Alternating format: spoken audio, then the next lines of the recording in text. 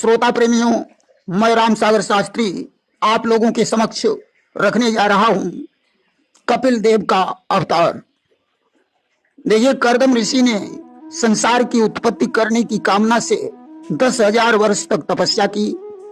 नारायण ने उन्हें दर्शन देकर कहा, आज से तीसरे दिन स्वयंभू मनु की पुत्री देवहूति से तुम्हारा विवाह होगा, तब मैं स्वयं तुम्हारे यहाँ पुत्र के रूप में अवतार लूंगा।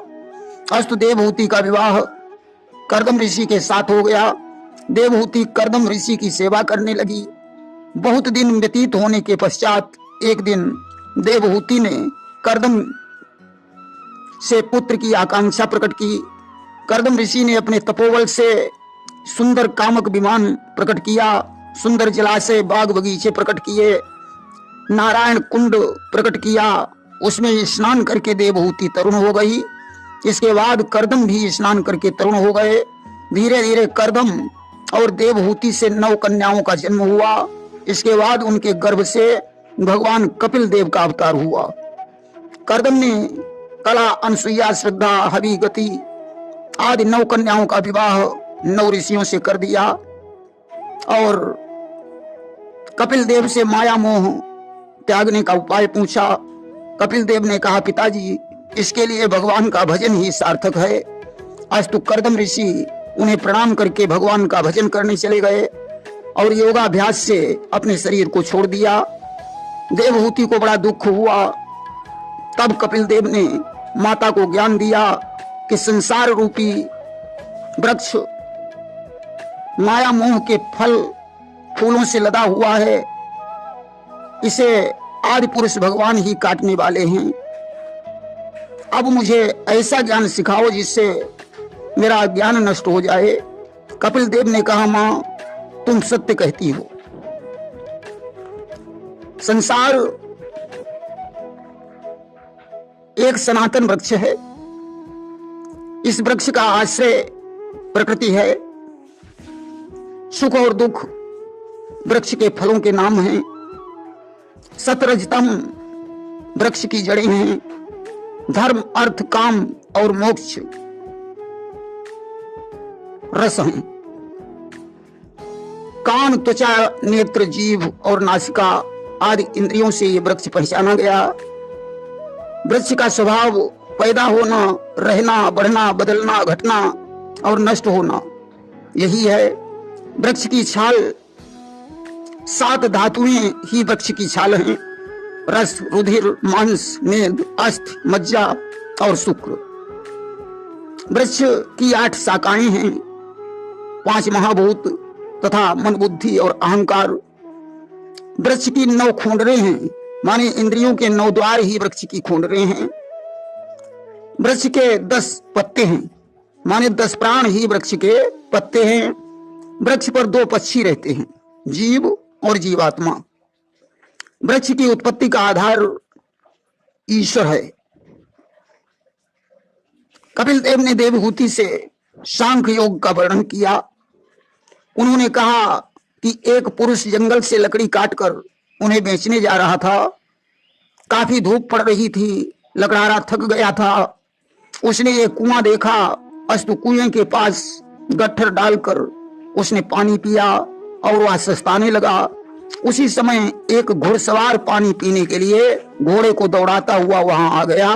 लकड़हारे ने विचार किया कि अगर मेरे पास घोड़ा होता तो लकड़ियों का गट्ठर घोड़े पर रख लेते, पैदल भी नहीं चलना पड़ता। घुड़सवार पानी पीकर चला गया। लकड़हारा कुएं की जगत पर लेट गया। लेटते ही उसे नींद आ गई और वह सो गया। अब सपने में उसे एक घोड़ा मिला और उस पर बैठकर वह घोड़ा कुदाने लगा। घोड़ा कुदाते हुए वह गिर पड़ा और सपने में वह उछलकर वास्तव में कुएं में गिर गया। उसके काफी चोट भी लगी। तब तक अन्य लकड़हारे भी आ गए। उन्होंने उसे बाहर निकाला और पूछा, तुम कुएं में कैसे गिर गए? उसने कहा, मैं सपने में घोड़ा कुदा रहा था, तब तो मेरी ये हालत हुई। जो लोग रोज घोड़ा कुदाते होंगे उनकी क्या हालत होती होगी। अस्तु, जो ईश्वर को न मानकर सांसारिक सुख भोग कर अहंकार करता है उसे दुख अवश्य भोगना पड़ता है। कपिल देव ने कहा, मां, गर्भ ठहरने के 10 दिन बाद बेर की गांठ के समान पिंड बनता है। 15वें दिन वह पिंड लंबा हो जाता है। 1 महीने में हाथ पैर मस्तक के चिन्ह बनते हैं। दूसरे महीने में उंगलियां, तीसरे महीने में त्वचा हड्डी, चौथे महीने में रोम, आंख, कान, नाक आदि इंद्रियों के आकार बनते हैं।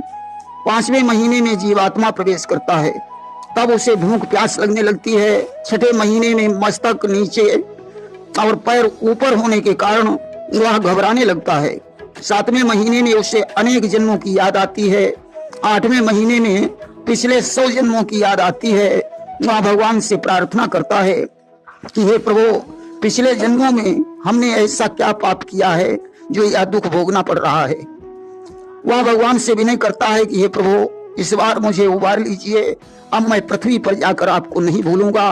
परंतु 9वें या 10वें महीने में वायु की शक्ति से जीव जैसे ही बाहर आता है, वह परमात्मा को दिया हुआ वचन भूल जाता है कि भूमि गिरत भाढ़ावर पानी और जनु जीव ही माया लपटानी। जैसे आकाश से पानी की स्वच्छ बूंद पृथ्वी पर गिरकर गंदी हो जाती है, उसी प्रकार जीव पृथ्वी पर आकर माया में लिप्त होने से गंदा हो जाता है। उसे पिछले जन्मों का ज्ञान भी नहीं रह जाता कि जग में जन्मे जब बाल भये, तब एक रही सुधि भोजन की। बचपन तो खाने और खेलने कूदने में व्यतीत हो जाता है। धीरे धीरे युवावस्था आ जाती है तो विवाह की चिंता सताने लगती है कि तन में तरुणाई जब प्रगति, तब चाह बही तरुणी तन की। 2-4 बच्चे अच्छे हो जाने के बाद जीव उनके शादी विवाह में लग जाता है और धीरे धीरे बुढ़ापा आ जाता है।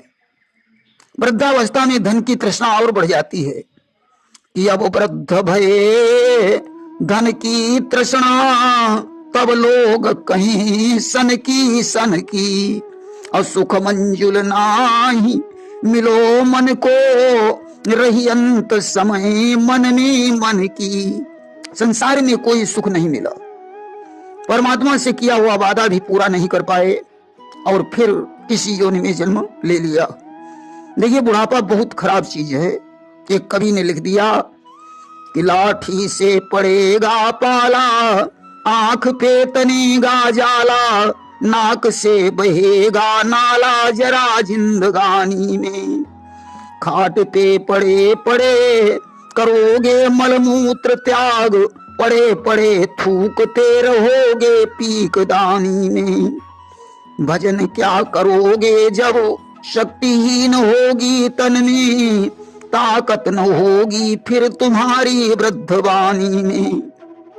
कहीं राम सागर भलाई सभी भक्तों की, भजन कर न लेते भैया क्यों न इस जवानी में। देखिए, जब जीव मरणासन्न होता है तो उसके गले में वात पित्त कफ इकट्ठे हो जाते हैं।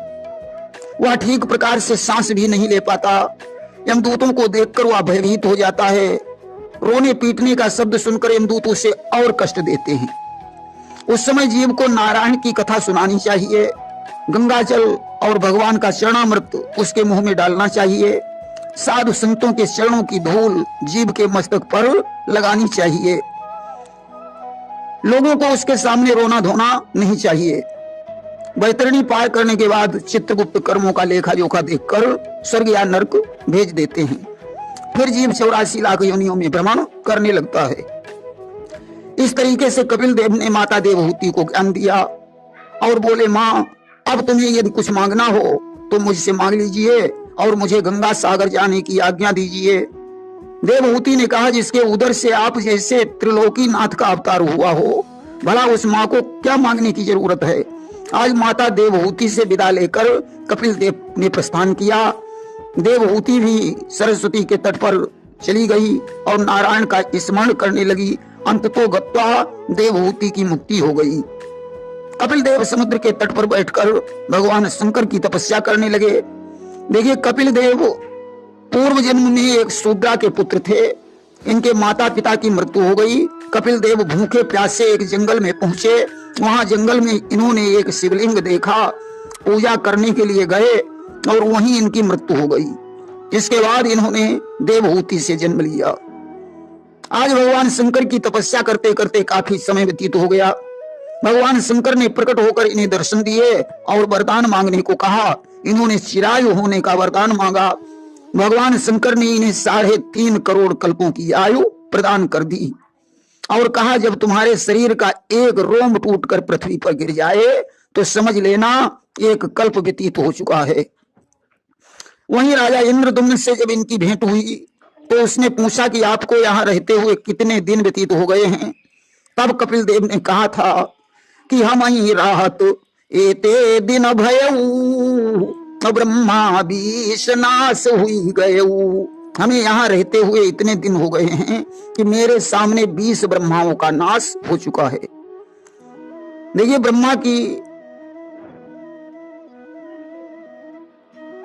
के बारे में ये बताया और अस्तु दीर्घायु बनने की कामना से इंद्रदुम्न भी भगवान शंकर की तपस्या करने चला गया।